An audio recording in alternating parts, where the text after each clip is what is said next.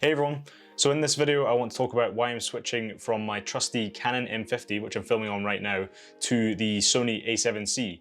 I actually ordered a a7C about 2 weeks ago now from Jessop's in the UK, and I've not had it dispatched yet or anything like that. It seems that UK retailers are struggling to get these cameras in at the moment, which is kind of understandable, I guess, with the issues around COVID and all that kind of stuff. But it's quite frustrating that I don't even know when this is likely to come. So it could come, in the next week. It could come in a month's time. I don't know. So when I do get it, I'll be doing an unboxing. I'll be doing a load of videos on the a7C. So if you want to keep up to date with all those videos, please hit that subscribe button. So there are a few key questions that I want to answer in this video. So first of all, why did I choose to switch from the Canon ecosystem to the Sony ecosystem, and then why I chose the a7C to do that, and then finally, how do you pronounce Sony? Is it Sony, Sony, Sony? Okay, that's not actually going to be part of the video, but yeah, I actually don't know how to pronounce it, so let me know down below. So why am I switching from the Canon ecosystem to the Sony ecosystem, and why am I doing it now? So I've been looking for an upgrade to the Canon M50 for a while now, and obviously I looked first at Canon cameras to see, as I'm already in the ecosystem, what can I upgrade to and what do they offer. The kind of two that I looked at were the M6 Mark II, so it's also an EOS M camera, and it offers a load of great things, but it doesn't have, one, a full frame sensor, and two, it doesn't have a fully articulating screen, which I use all the time when I'm filming videos like this. Then if you look a little bit higher up the line, you've got the Canon R6, which offers a load of insane features. You've got 4K 60 frames per second, and you've got full frame sensor, you've got all the things, you've got nice ergonomics and things like that. But it's £2,500, and that's without a lens. When you add in a lens to that, it takes it up to probably about 3,000 plus. So it's an expensive camera. So there's not really anything in between that offered everything I really wanted it to, because obviously the EOS R, you've got cropped 4K, for example, and it's just not as usable. And it's still quite expensive for what it is when you add in a lens as well. So that's why I started looking at Sony cameras. I've been interested in Sony cameras for a while.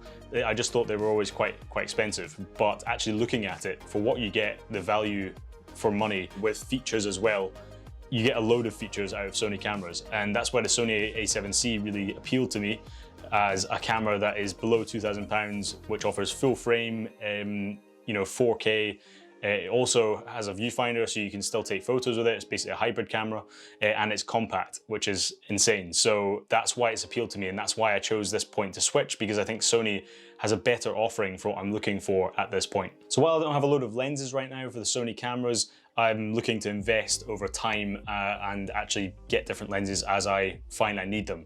Right now, if I'm going to be shooting talking heads like this or different videos, what I chose to get was this Samyang 24mm 2.8, which is a nice little lens. It's also really compact, so it would be perfect for the a7C if I'm going traveling, things like that. So I've actually got a lens right now, but I don't have a camera. So it's not an ideal situation, but hopefully I'll get the camera soon and we can test out this lens as well. So why did I choose the a7C out of Sony's lineup? You've got the a7S III, which is an absolute beast of a camera, but then it's about 3,500 plus pounds. I think it's actually 3,900 pounds in the UK, which is really expensive. So it's double the price of the a7C, for example, and that's just way out of my budget, and it's also probably overkill for what I'm going to be using it for at the moment. That could be something I could upgrade to in the future, but I wouldn't make full use of those features, I don't think, at the moment. Plus, I don't think my Mac would actually be able to edit that footage anyway. So I think the a7C's 100 megabyte files should be manageable,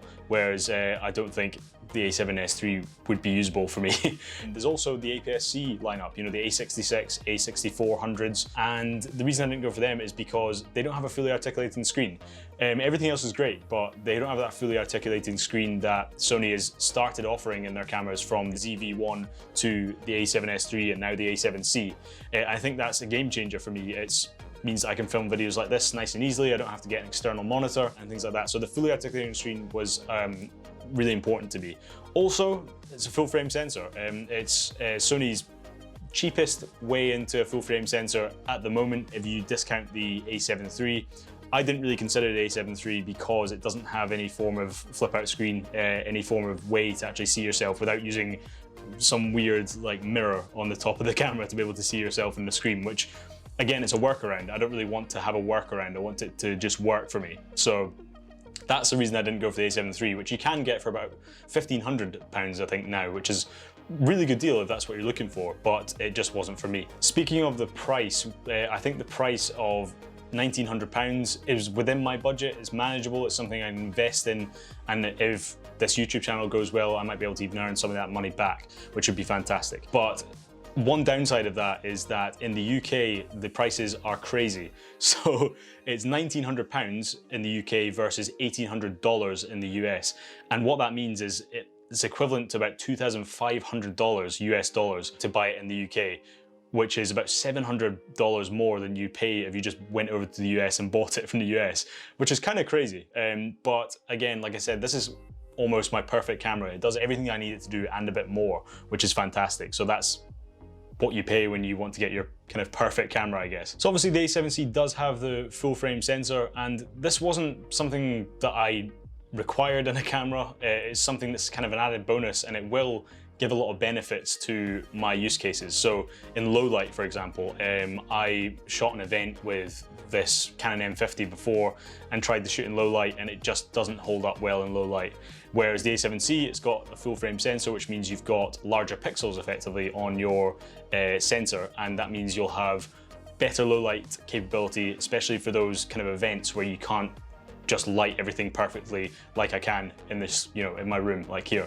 So that's gonna be really welcome. Also, you have a bit more background separation from the subjects that you're shooting as well, which is always nice as well. So lots of great features come out of that full frame sensor, which wasn't something I initially bought the a7C for, but it's probably gonna be very beneficial to my use cases. Another thing is that the a7C has a viewfinder. It was originally rumored not to have a viewfinder, which I was quite disappointed about, because this, again, I was quite interested in this camera.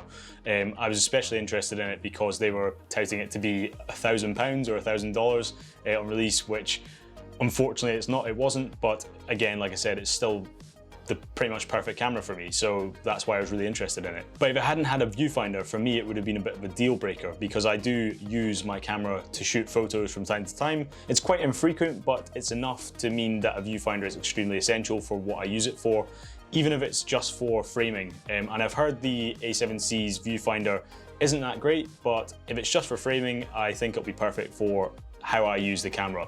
Another key selling point for me for the a7C is the compact form factor. This is something that I've become used to with the M50. It's such a tiny camera, you can take it anywhere with you and no one really bats an eye because it's such a small camera.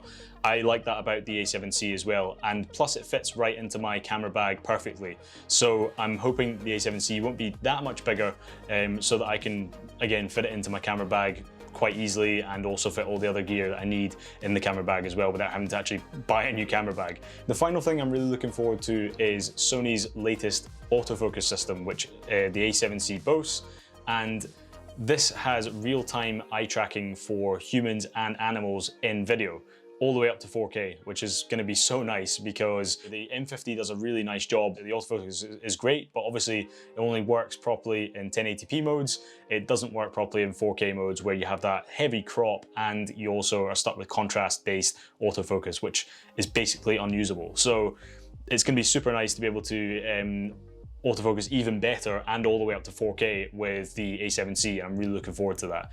And also, you know, just that 4K is going to be crispy because it is downscaled from 6K video, so it should be super sharp, which I'm looking forward to. I love crispy video, so it's going to be nice to have that as well. And hopefully you'll see a difference in the quality of these videos, just in, you know, I usually upload in 4K, but it's upscaled from 1080p, so having native 4K is going to be really, really nice. So I think that wraps up this video. I'm sorry I didn't have the a7C in hand for this video, but hopefully I will have it in future videos, and I'll be doing an unboxing, I'll be doing a review, I'll be looking at who this camera is going to be good for and which use cases it'll be good for as well. And I also want to compare it to my Canon M50 to see how it stacks up against this camera, which is really capable. And yeah, if you did enjoy this video, you want to see more as they come out about the A7C, then please hit that subscribe button and notification bell down below to keep up to date with all those videos as they get released.